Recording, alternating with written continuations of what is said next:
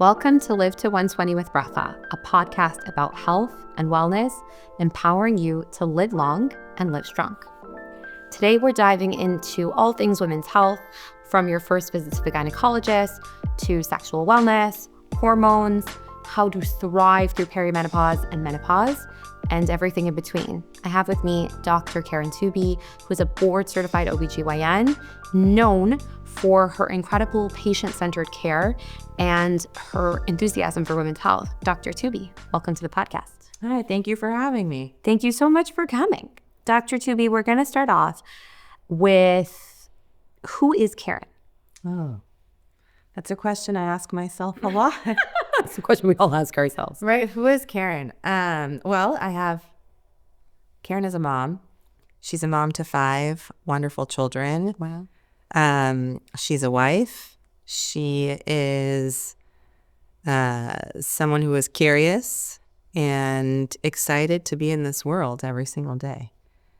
I am very interested in women's health. In fact, in med school, I was trying to talk myself out of becoming an OBGYN. I was like, maybe I should do ER. Maybe I should do something else. Allergy and immunology, and I spent a lot of time in other specialties, but I kept coming back to OBGYN. I kept gravitating to the gynecologic patients in the ER, and I kept that was where my heart was. This is it feels right. This is where it feels home, is to take care of women and help people in their most vulnerable moments. Now Karen does not do obstetrics. Okay. And that's actually it feels right for me. Tell me about the shift and explain to people who don't understand, what does that mean you don't do obstetrics anymore? Yeah, so a gynecologist, an OBGYN is obstetrician and gynecologists. So those are, to be a general obstetrician and gynecologist means that you do both. You deliver babies, you do major gynecologic surgery, you see patients in the office, you help people with abnormal bleeding, you help people with the initial stages of getting pregnant, you help people in their early pregnancies and their pregnancy loss. You're wearing multiple hats and you're helping women through all their stages of life. So you help women when they first get their periods, teach them about sex and what a speculum exam is, and talk about birth control and talk about pleasure and talk about just growing up, help women when they get married and they're trying to fix their cycles before their wedding, or they're trying to learn how to get pregnant, help women in the reproductive stage, help women with their vaginal bleeding that's annoying to them, and you're helping women with vaginal infections that are frustrating, and you're helping women throughout the whole entire life stage through delivery and postpartum care, and you're helping women in the gynecologic care, fibroids and polyps and surgeries and cysts on the ovaries, and then through perimenopause, menopause, and this whole hormonal change that happens, and then forever, right? As long as you have a vagina, you're forever being cared for by a gynecologist, even if you don't have your reproductive organs. Right. And so that's a general OBGYN. And over the last couple of years, I've really shifted to focus on sexual pain. Yeah. 14% of women experience sexual pain. So that is so many of us. Focusing on vulvar skin disorders, which cause a lot of sexual pain. So it's overlaps. I do a lot of hormonal health, so perimenopause, menopause, but not just hormones, but really helping women live well in the years that they're alive and helping to prolong the health span so that, please God, in the 80, 90, 120 years that we're alive, we're living well in those years. We're living strong. We're wiping our own butts. We're really living independently. Our kids don't have to wonder who's going to take care of mom, who's going to, be with them this weekend. Do we get to have a caregiver? So I really try to optimize our health in this last decade of life. And that starts by taking care of ourselves in midlife. So in our 40s, what we do today in our 40s really make a difference with how we age in our 80s and beyond. Wow. So that is something I'm incredibly passionate about and something I focus on. And I have transitioned out of taking care of women who are pregnant and delivering babies because it was just too much to do it all. And this really spoke to me. I get excited about it. I remember I went concierge OB, and I was only doing a limited number of concierge OB patients, and I was charging whatever amount of money. And I remember somebody else signed up for my program, and I was like, oh, another one? And then I was like, oh, this means I'm not supposed to do this. Yeah. Right? Like and I realized this is really what lights me up. I get excited about helping somebody with sexual pain. When they come in, it's not unheard of for people to come in with their husband and they've been married for 5 years and they can't have sex. Wow. And you fix that and they call you back 6 months later, 8 months later, and they're like, oh my God, we're having the best sex of our life. That is so fun. That is so gratifying. There is, like, anyone can deliver a baby. I kind of love what you're saying, though, because I think so many people get stuck in, especially as like Jewish women. I feel like we're always on a path. Like, you need to do this and you need to do that, and you need to go to seminary and get married and have these babies, and like you have to choose a good career, right? So you chose that good career. You spent all that time in med school becoming an OBGYN. You must do that. And some of us get stuck, even though like we're not feeling it anymore. And I love that you had the clarity to say like, hey, I love what I do, and this is something that I've enjoyed, but also like it's okay that it's run its course. I think that's very brave of you. Yeah. And, I never would have imagined that I would have stopped delivering babies, because it is something that you go to OBGYN residency. That is a big part of what you do. In fact, I will say in the 4 years as an OBGYN resident, we learn how to take care of all full scope obstetrics and gynecology. I will say what I know now is not what I was trained in, even though it is very much taking care of women. Like, we didn't learn about like pain, sexual pain, or how to treat it. These are things that I learned outside of residency on my own. But I didn't learn how to take care of menopause. I didn't learn how to take care of like pleasure disorders, orgasm issues. I didn't learn how to I didn't even know what the clitoris looks like when I graduated OBGYN residency. Why do you think that is crazy? But that's crazy. Why do you think that that's lacking in our medical education? Training? I think that there is a lot of focus on the reproductive woman and getting people pregnant. When we talk about sex ed, what is the first thing that comes into your mind? Don't get pregnant. Right. Don't get pregnant and don't get an STD. Those are the two things that we focus on. Nobody talks about pain, pleasure. But that is very much related to sex, right? That is very much related to intimacy, connection. I feel like that should be number one, right? Like, that's what we should talk about when we talk about pleasure and having sex. That should be like first and foremost: consent, pleasure, pain. Like, it should never be painful. So many women are having pain and they're just like, oh, this is normal, I'll just suck it up. Because that's, I feel like, hear me out, I'm going to be controversial. I just feel like that's what women are told to do. Like, I saw this incredible post. I don't remember what the singer's name is. You're going to excuse me. On Instagram, about this woman who is a famous singer. And she talks about, she woke up, she's having a miscarriage. She's 21 years old. She's bleeding heavily. It's first time. It's very traumatic.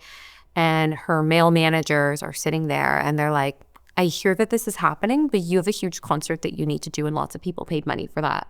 So she put on an adult pair of Depends, went out, did her concert. And I feel like as women, a lot of the times we're told you need to power through. Yeah. You can't acknowledge your pain. Yeah. Like, we had an ER doctor who we were talking to about how like women like ignore their heart attacks because they need to power through. And like you're saying, like, I feel like it's like, no, like, it's okay to have pain with sex because women have pain and vaginas are painful. I don't know what to say. Yeah, I can't even tell you how many times I hear that. And in the whole gamut of ages, right? So it'll be from people who are just starting to have sex in their like late teens, early 20s, all the way through to older women who, let's say, are menopausal. There's something called genitourinary syndrome of menopause, which just basically means there's not enough estrogen for the tissue in the vagina, and the tissue just gets thin and dry, similar to what happens in the postpartum period. Right. And I ask every woman who comes into my office, are you sexually active? Or is it painful? These are questions I always ask. And are you having orgasms? Those are the 3 questions I always ask related to sex. So I want you to repeat those questions. I want everybody to think about those. What are the 3 questions we should be thinking to ourselves when we go to the OB? So in general, I ask a whole bunch of questions, but related to sex, I always ask, are you sexually active? They'll say yes. I'll say, how many partners do you have? Regardless if you're from and where shaitel, I ask everything. Yes. Is your partner a man or a woman? Are you in pain? Does it feel good? Are you getting orgasms? Those are really important questions, right?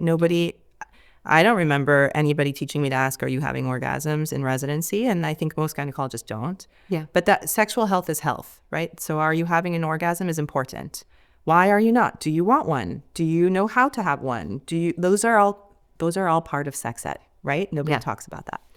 And so this woman was in her 60s and I asked her, are you sexually active? She says, yes. I said, are you in pain? And she says, yeah, but I could tolerate it. Like, how sad is that you're like talking about sex as you can tolerate it, right? Like, that doesn't breed connection. That doesn't make you want to have it more, right? So if we're talking about sex being something important between a couple to help foster connection, pain does not make you want to have more of it, right? Our brain wants to do things that feel good. If it doesn't feel good, you don't want to keep having it, right? So nobody wants melted ice cream. I'm like, and she's in her 60s. Like, this has been a good portion of her life. That's so sad. Yeah. So I think for her pain started probably in menopause and so easy to treat. Yeah. So easy to treat. She just needs a little bit of topical vaginal estrogen cream that is completely safe, even for women with active breast cancer. So safe to use vaginal estrogen, and it's something really easy and cheap to treat. So we just need to talk about it, because if nobody talks about, hey, this is a problem, you can fix the problem, this is how you fix it, and you can prevent this from keep going, like, nobody's going to know about it. It's like this secret that nobody likes to talk about their pain they're having, or they're like, oh, I can deal with it, because we're just so strong and power through. Right. And also, we don't want to appear to be, listen, from a patient side, I'm always like, I don't want to be complaining, I don't want to bother you. Like, it's fine. I'd rather just deal with the pain on my own. But I think it's important what you're saying of, like, people need to understand that that's literally what you're there for. And you can't help somebody who there's a problem that you don't know about. Right. You can tick all the boxes and there still can be a problem there. Right. No, for sure. You talked about orgasm, and I'm curious, I want to take a step back. What is an orgasm? What does that look like? Is there a typical thing? Is it different for every woman? Like, what do people need to know about orgasms? So orgasm is essentially a strong muscle contraction that feels pleasurable. And it's basically your pelvic floor, and a lot of your muscles are basically contracting and relaxing in really quick succession. And you have this release at the end. And it feels pleasurable for, I think, everyone. Yeah. And at the end, you have this sense of euphoria and like a really strong release of oxytocin that causes you to feel connected and relaxed. Releases endorphins, helps with your blood pressure, helps with your mood, helps with anxiety, helps with this feeling of connection. Whether you have an orgasm on your own or with a partner, it's incredibly relaxing and helps. It's healthy. Yeah. And contrary to what most people think, you can get an orgasm from lots of different places, not just from your genitals. Yeah. We know that 40% of men over 40 have erectile dysfunction. Yeah. And that's usually, it can be caused by anxiety or medications, lots of different reasons to have erectile dysfunction. But one reason to have erectile dysfunction is because of cardiovascular disease. It's one of the first signs of heart disease. And that's because just like the vessels of the heart get clogged, and that's why people get a heart attack, the little tiny vessels that go to the clitoris and to the penis can get clogged too, because they're super tiny, and they're the ones that actually get clogged first. Wow. And so if you're having erectile dysfunction, you should go to the cardiologist actually and get checked out, because that could be one of the first signs of heart disease. So anyway, all this to say is that 40% of people over 40 can't get an erection. And which is why Viagra works, by the way, because it's a vasodilator. So it causes more blood flow into the tissue everywhere, into the brain, into every single part of your body, into the penis or the clitoris. And wait. Are people taking Viagra as women for blood flow? You can. So there are a lot of different things that can help with orgasm. Viagra is one of them. Very interesting. Because again, the penis and the clitoris are basically the same organ. They're basically the same size. And the clitoris is just a little tiny thing. I wish I had a clitoris model, but it's okay. The clitoris that you see on the vulva is just like a little tiny piece, but there's really a whole part of it that's internal that you're not seeing. And so it's about the same size as the penis. Wow. And so they're analogous. They're basically the same organ. And blood flow is incredibly important to arousal. Blood flow is incredibly important for an erection. The clitoris also gets aroused and erect the same way. So if you can't get an orgasm after you've been able to have one for a long time, please go check it out. See what's going on. Is it because you have adhesions over the clitoris? Is it because you are also having the first signs of heart disease? The number one killer of women in the United States is heart disease. Wow. Right? Nobody talks about that. We're also afraid of breast cancer, but heart disease is the number one killer of women in the United States. And this is something that like you should, if you're having a regular sex life, it should be an indicator. I love that you're telling people to think about that. Right. So sexual health is health. So anyway, all this to say that what brought me here. So people who can't get an erection, there are other ways you can have an orgasm, especially for men. Like they can use their nipples, and if they can, the biggest sexual organ is actually your brain. And nobody, I love that. Right? Nobody thinks about that. No, but that's totally true. Right? Yeah. The biggest sexual organ is your brain. You can train other parts of your body to feel erotic pleasure and get an orgasm for other parts of your body, from your ear, from your nipple, from a spot on your back. So people with spinal cord injuries get orgasms from other parts of their body. So really explore your whole body, not just your genitals, because, and this is part of sex education, right? Yes. People just don't know. Or they'll be like over 40, there'll be a 60-year-old couple who the male partner is not getting an erection, and they're like, all right, we'll be done now. We're not having sex anymore. But there's we have this idea that sex is penis and vagina sex, right? But there's so much more. Yeah. Right? And it's also not just about like an erection. Like sex is part of a relationship, and it's part of, like you're saying, health. And like, you should take the time to, number one, obviously see a professional if you're having those issues. But number two, like figure out in different, I just like what you're saying, because I think I read this book, totally different tangent here. Yeah. I read this book years ago talking about like a lot of us are stuck with the religion that we were taught as second, third graders, like that concept of God. And like that doesn't translate well as an adult, right? So the sex you're going to be having in your 20s is going to look very different than the sex you're going to have right after you had a baby, or you have multiple kids, or like you said, you're in perimenopause and menopause. And it's so important to take the time to say, this isn't working, I need to find something new, instead of, like you're saying, just being like, I'm not doing the sex thing anymore. Right. No, for sure. That is so, so, so important. And I think that this is a Jewish podcast. I will say that a lot of times we confuse modesty for shame. Yes. And so sexual health is incredibly important, and it is something we should talk about and we should experience, and we shouldn't be ashamed of having, we think it's modest to not talk about it. But when there is a problem, you should speak about it to the right person. Yeah. And we have this weird perversion with modesty and shame that kind of get intertwined. Yeah. And like it's something that I think is getting better with our generation. I always really hope it is. Yeah. But I'm thinking about like, oh my gosh, like how much shame I felt as like a young girl around my period. Like, don't tell anyone you have your period. It's so embarrassing. Yeah. You know, like you got to hide your pad when you went to the bathroom in your uniform, like sweater, so that no one sees, because God forbid. And it's like, this is an all girls school. Yeah. Everybody here is getting their period. Everyone. Yeah. There's no, but like it is really baked in that. I want to talk about, you talked about with mental, physical health impeding orgasm, but what about like mental health? Like, how does that impact your orgasm or your sex life? Like, your cardiology is tip top. Like, how does your headspace have to be, thinking about things like a lot of women experience depression or postpartum depression? So first of all, different medications can definitely cause issues with orgasm. So SSRIs, where many women take when they are depressed or anxious, can definitely cause issues with orgasm. So that's, important. Also, depression, anxiety make people not want to even try to have an orgasm, right? So people have feel guilty doing things that are pleasurable, which is part of this depression disease. And I really call it a disease, right? Like, we think of mental health as something different.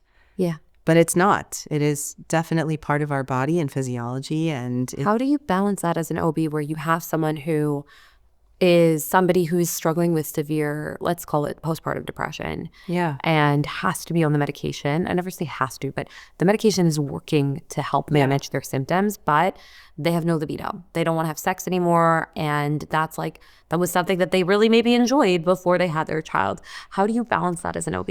I think it's really, nobody talks about this, but the hormonal changes that happen postpartum really have a lot to do with depression and anxiety postpartum. And I think that we've been treating postpartum depression differently than maybe we should be. So we know that one of the medications that works, that's like super expensive, that women have to be in the hospital for with an IV, is essentially just progesterone. Wow. Like, we know progesterone is one of those feel-good hormones. It's like I think I call it like the Bob Marley hormone.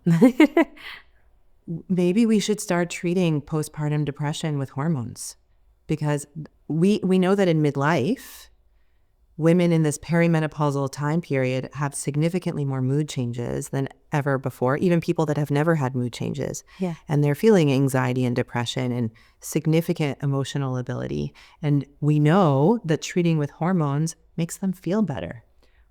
Postpartum, we know what's happening is essentially you have this really high levels of estrogen when you're pregnant, and then you go boom, down, and you've got like nothing. You're in this like menopausal desert of no hormones. Right.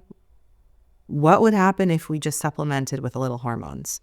What would happen if we gave testosterone postpartum? We know testosterone is a brain hormone. All of our bodies make it. When our ovaries are sleeping, they stop making estrogen, testosterone, progesterone. Maybe we should start treating postpartum depression with hormones.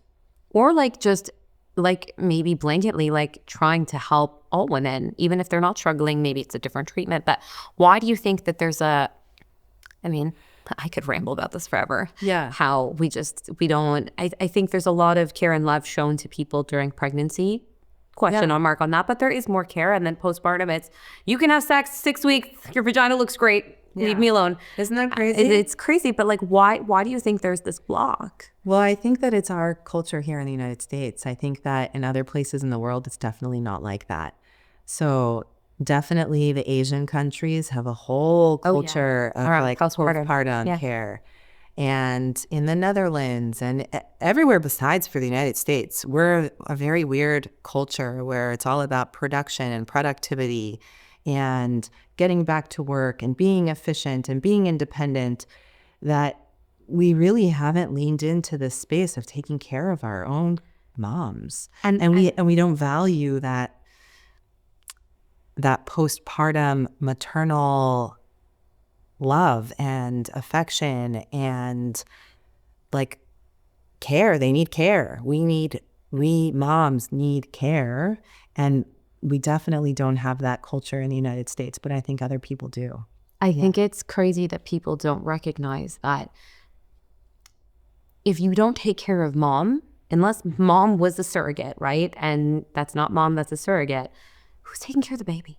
You know what I mean? If mom cannot get out of bed and is a mess and she can't function, that baby's not being taken care of. No. I mean, unless that baby has a lot of other people. I think to what you're saying, because it's a big sticking point for me. I grew up in Canada, and there's a lot more maternity leave there after you have a baby. Yeah. And I came to this country, and it was like, well, if you had a C-section, you can have 8 whole weeks, and then you get to go back. But if you had a vaginal birth, you get 6 whole weeks, and then you must go back to work. And that's like a 6-week-old baby is a newborn. Yeah. I think there's bonding time now also where you there have is emotional for fun. sure. But even still, it is an incredibly short amount of time. I mean, listen, the reality is, even if you have we live in California, so it's a little different. But let's say you add those bonding times. So you can stay with your baby for a whole 4 months. I've never met a 4-month-old that can fix himself or herself a snack and go to the bathroom. Right. You know, they're still little babies. Right. They're tiny, and whether you're formula feeding or breastfeeding, they need to be constantly fed, constantly supervised, and you have to say bye. Yeah. And again, I don't judge anyone. I'm like, for some women, like that feels right to Right. them. I was gonna say, I know for myself, if I had to be home all the time and be doing all of those caring for the baby, I would go crazy. I need to get out. So for me, like that was, I remember when I had my 4th. It was during COVID. Oh, yeah. And that was really crazy. Basically, we had no help. All the kids were home. All the time. They were doing, like, my older kids were doing Zoom at home, and my son wasn't watching. It was like literally, there were so many things set up for disaster, but essentially I was going crazy. And it was only when I went back to work that I realized how depressed I was at home. Yeah. And it was going back to work that really helped me feel like myself again. Yeah. So I think it all comes down to choice. Like, what do women want? And I feel like here in the United States, the choice isn't there. Yes. And so if you wanted to stay home, you have to be privileged to be able to do that, right? Like you have to be able to have some sort of way to take care financially of your life. And then your nanny situation, most times once you pay your nanny, there's no point in going to work, right? So like there's a lot of problems in this sphere, but yeah, I think that the gift of choice is taken out of the United States. It for sure is. And it's big, that could be its own episode. Yeah. For people who want to have better orgasms, how? Tell us, and I know that's such a blanket question. Yeah. And everyone's situation is specific, but what do you... So I think the first thing is to really know yourself, get to know your body, get to know what your anatomy looks like. We know what our face looks like. We look at our face multiple times a day in the mirror. Grab a mirror and look what your vulva looks like. Get to know what your anatomy looks like. Get to know what... And know the names of your anatomy. Right. It's not like down there or my coochie or my... I have heard so many names. But get to know what everything is. That way you can teach your children what everything is. It's just you have a nose, you have lips, you have eyelids. Get to know what everything is in your vulva, your vagina, your clitoris, your labia minora, labia majora. Like get a mirror and get to know what everything looks like. And then get to see what everything feels like and experiment. It's really about play at this point. Like either play on your own or play with a partner and just explore. And that I think is the first, getting comfortable with yourself is going to be the first thing you can do to have a good orgasm. And then once you're comfortable with yourself and feel safe, I think it's really important. You cannot have an orgasm unless you are feeling safe and comfortable, either with you or with a partner. You want safety. I think that's incredibly important. Yeah. And safety means consent, meaning you are comfortable doing what you're doing. It's a yes, no. Like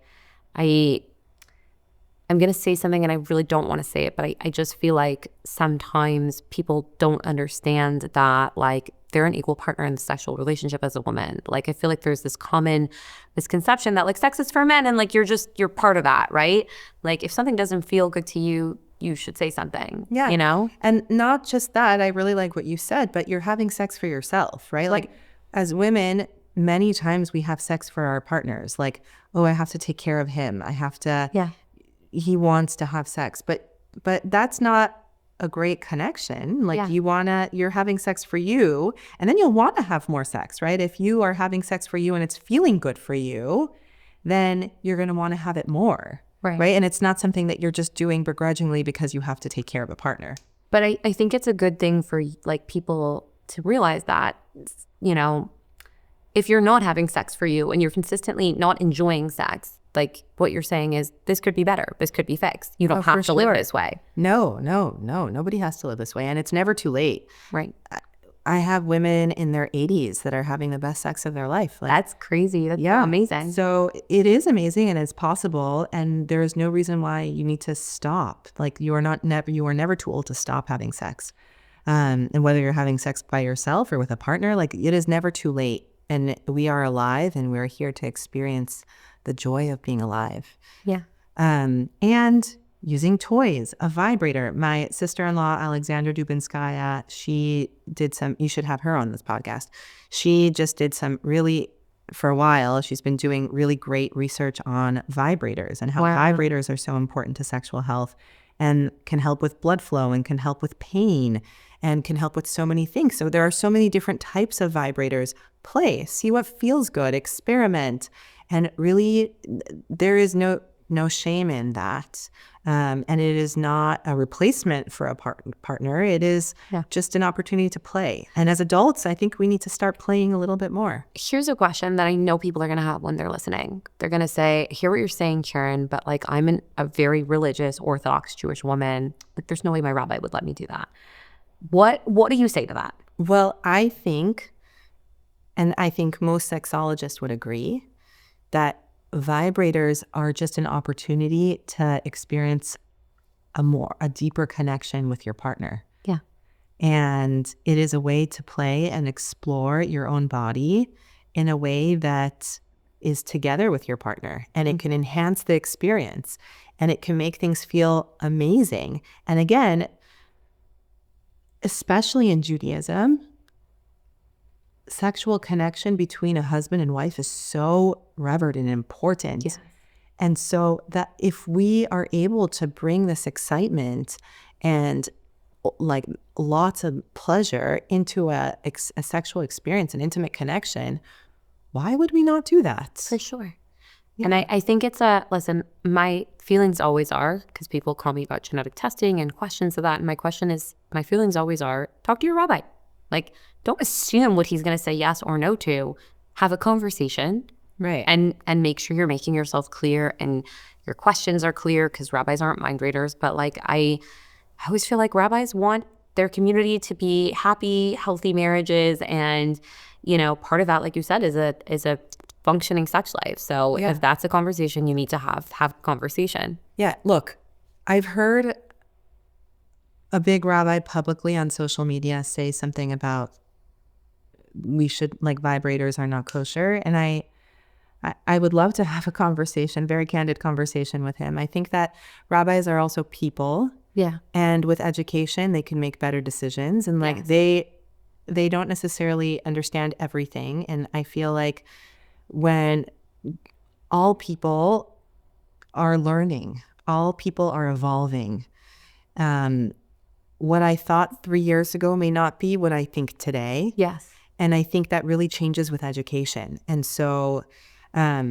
just because your rabbi had said something once, I think that, again, talking to them and explaining and educating goes a long way. And just understanding that we're all people. Like there is no, bas kol that comes from Shemayim that tells the rabbi what to do, right? Like these are all opinions. And we have so many rabbis. We're blessed to have many rabbis that are wonderful for our community, and everybody has their own opinion. And so many things are opinions, right? Yeah. And I would always say, like, with all the rabbis that I've dealt with all the kind of bioethical stuff that come up with genetics, my response always to them, and it annoys me because I'm like, what do you think about this? And they're like, it's really case dependent. Like, I can't say.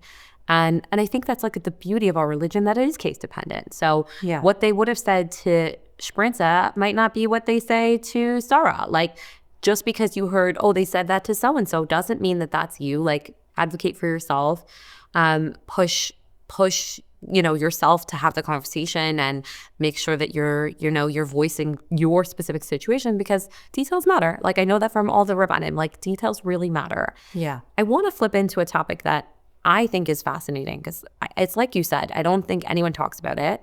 I spent my whole life being prepared for having babies. Like that was, and I took a little bit of a longer journey to get there, but getting pregnant was hard for me, staying pregnant hard for me. And, periods and all that, that's been a huge part of my life. But when we look at like a woman's life, it's really a fraction of it. And something that you've been really active to bring education to is perimenopause and menopause. Yeah. Tell us, like, what is perimenopause? What is menopause? So it's essentially the second puberty. That's really what it is. That's really what it is. And I love talking about this, and I love educating because I think it matters to everyone. Everyone knows a woman, and everyone loves a woman, and is going to affect half of the population directly and the other half of the population indirectly. Yeah. So I feel like everyone should know about this. So let's talk about definitions. So menopause is where you haven't had a period for 1 full year. And that's not because you're on a birth control or something that is causing you not to have a period. In the United States, the average age is about 51. Okay. Perimenopause is the 10 years beforehand where you start having hormonal changes that can cause different symptoms.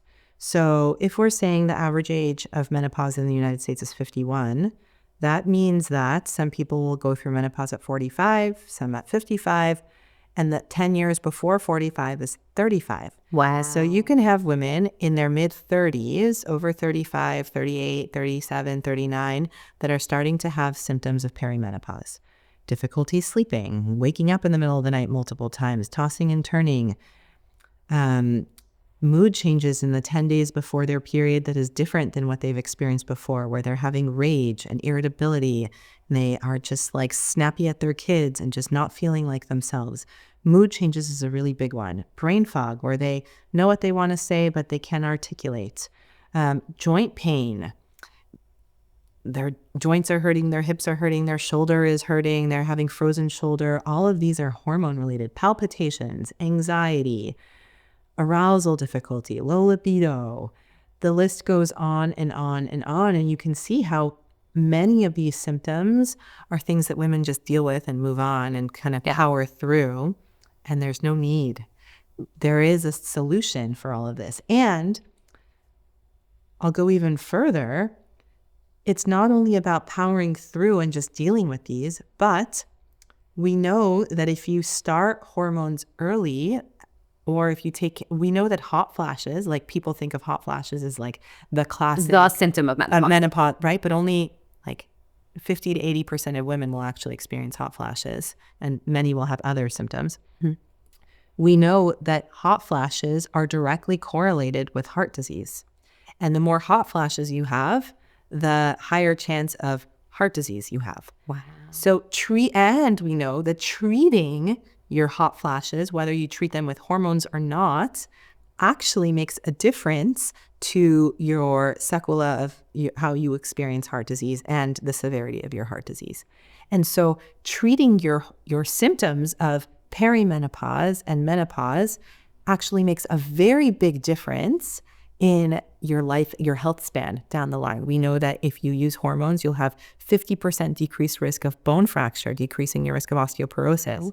You have decreased risk of dementia, and lots of studies, it's a little controversial, but I would say that I can say that you have 30% decreased risk of dementia, up to 50% decreased risk of heart disease. That is huge, huge. And it really matters when you start. And these are the big ones, right? There are so many others, right, that are just quality of life things. We know that Lisa Masconi is a neuroscientist that studies the brain in perimenopause and menopause. We know that our brain literally shrinks through this process. There are right? There are so many different things, and it is. I feel like I'm learning so much right now that I've never learned before because people don't talk about perimenopause. People don't talk about it, but there are definitely things that we can do to help with our health span on the other side. There are things we can do to help with our quality of life. So people come to me and they're just not themselves. That is like the main symptom that people talk about in perimenopause. Like they come in, I just don't feel like myself. They feel tired and exhausted, mostly because they're not sleeping at night. Their mood is all over the place. They just don't like the way they feel. They're not able to handle the same stress that they used to handle 5 years before. Those are like big deals, right? But I want to ask you, because I'm curious as you're saying that, if somebody is on a hormonal birth control, does that, I would say, dampen the symptoms or make it less clear? Yes. For some women, that is a treatment of perimenopause. So not all women, but some women use birth control as a way to control the symptoms of perimenopause. It's not my favorite way, but it works for some people. And then there are some people who are on a birth control pill that are still having all of these symptoms, mood changes and joint pain, and just don't feel like themselves. And transitioning them off of a birth control pill on bioidentical hormone therapy is actually incredibly helpful for their symptoms. Why that is, we don't exactly know. We know that a birth control pill has a synthetic estrogen and a synthetic progestogen. Most hormone therapy or menopausal hormone therapy is bioidentical estradiol. So it's the same hormone that the ovaries make. And it's most of the time micronized progesterone, which is a bioidentical progesterone that the ovulatory follicle makes. So that is like the mainstay of hormone therapy. And let's say women didn't do well on a birth control pill. Like, for example, me, I did very poorly on a birth control pill. I was always tearful and anxious and was not myself. You won't necessarily feel like that on hormone therapy for menopause because it is a different estrogen. It's a different progesterone. It is the same hormone that your body makes. So the way I like to, we use hormone deficiencies all the time. We have people with thyroid issues, right? We give them we replace their thyroid hormone when they have a hormone deficiency.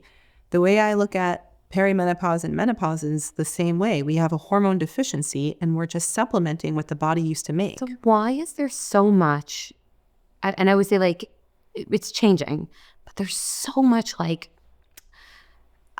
what's the word? Like stigma. I don't know, it's not stigma. It's like apprehension about using therapy and, oh, it's going to cause cancer. And like, there's a lot of black box feeling for women. Okay. I'm so glad you brought that up. So we live in a very exciting time. Let's do a little history and then we'll talk about what happened this month.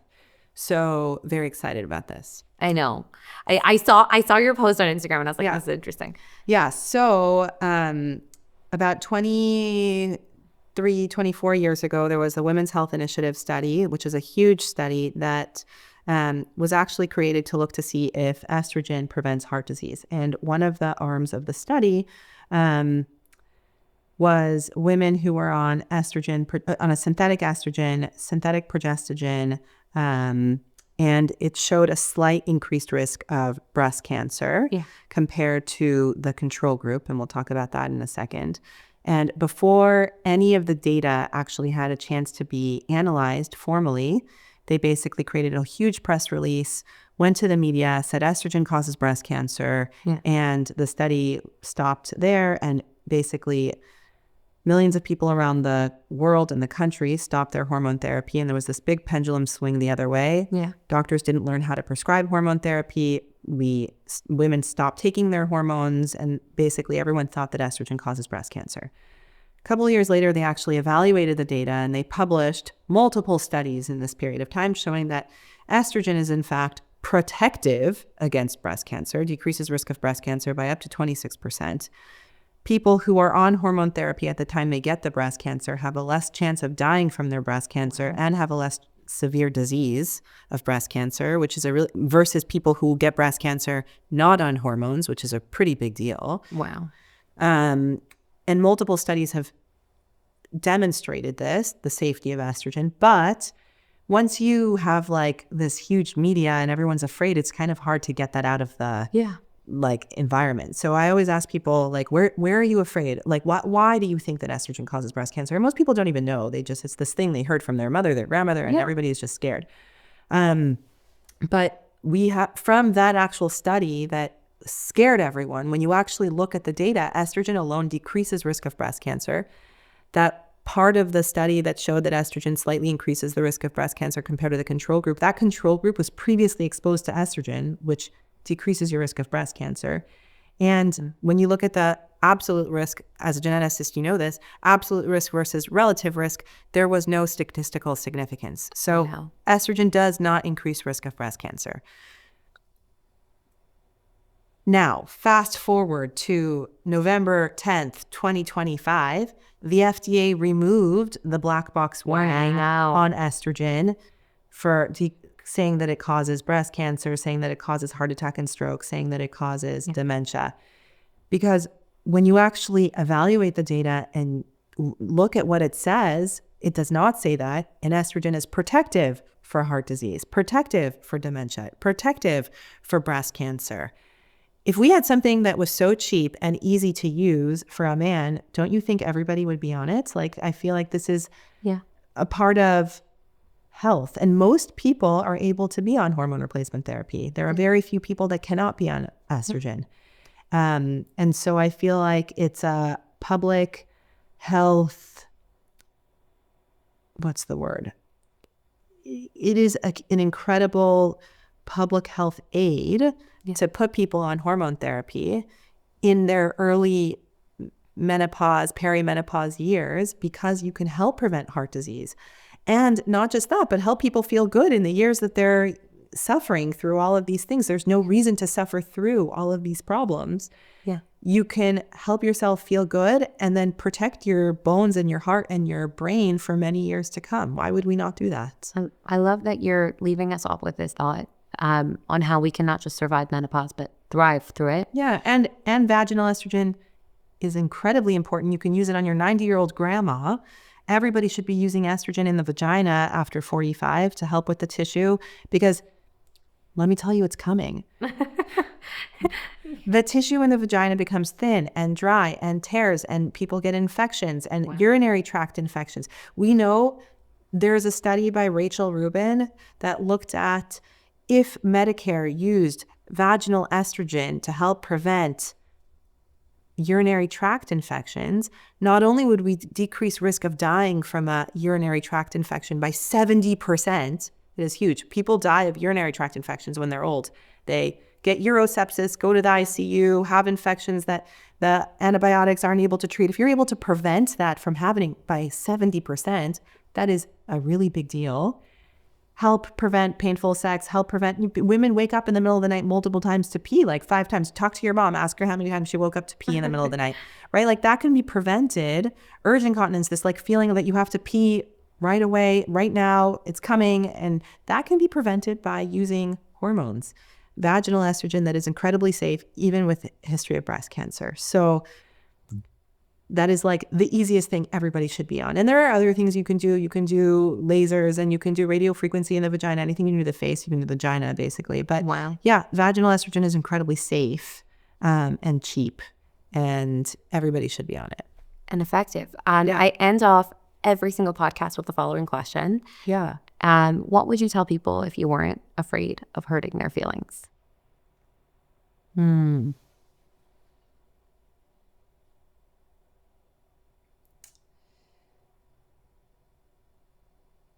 I think I tell people this anyway. I think the way I approach things is very straightforward. In my job, I say things that are, it's probably direct, but that is my job, right? It's not about their feelings. I'm here to take care of their life. And so telling people that you are in control of the outcome. Once you are educated, you can make good decisions, and giving people that empowerment to make decisions in their own life and to change the outcome of how their life progresses. I'll have people that come in. I ask about exercise as part of my history. And what do you do for exercise? And people will say things like, oh, I have no time. I'm so busy, or nutrition and too busy. And I'll say things like, you will have to make time for your sickness if you don't make time for your health. Wow. We don't have like the time. We have a certain amount of time, and what we aren't controlling right now with our health, like we will make time for our sickness if we don't make time for our health. And yeah, lots of people are busy, but they'll make time for it later in a different way if they don't take care of themselves today. That's such a powerful thing to leave off with. Karen, it has been a pleasure having you on the podcast. How can people find you? You can find me on my Instagram, Dr. Karen Toubi. or I have a private practice here in Beverly Hills in LA. Happy to see people. And I'm creating a membership online menopause community. That's amazing. Where it's called Power Unpaused, because there's so much to talk about. We didn't have a chance to say this. I know. Part 2. We need a part 2, Karen. Yeah. Essentially, it's a transition. Think of yourself as a caterpillar going into a cocoon and coming out as a butterfly. This is like your transition period where you don't care what people say anymore and are able to live authentically. I think that's the way really menopause should be defined as. But I think that we are stronger together than we are alone. Yeah. And I am creating this community of women that are able to talk to each other about what feels good and what they're doing and what they're going through in this perimenopausal, menopausal space. It's called Power Unpaused, and I'd love for everyone to be a part of it. It's an educational membership community. So my job is to educate, and people can make good decisions for themselves when they have good information. I love that you're starting a sense of community. Yeah. It has been, like I said, an absolute pleasure having you on the podcast. Thank you for everyone who is listening to Live to 120 with Bracha. Until next time, live long and live strong. Love that. Thank you. Yeah.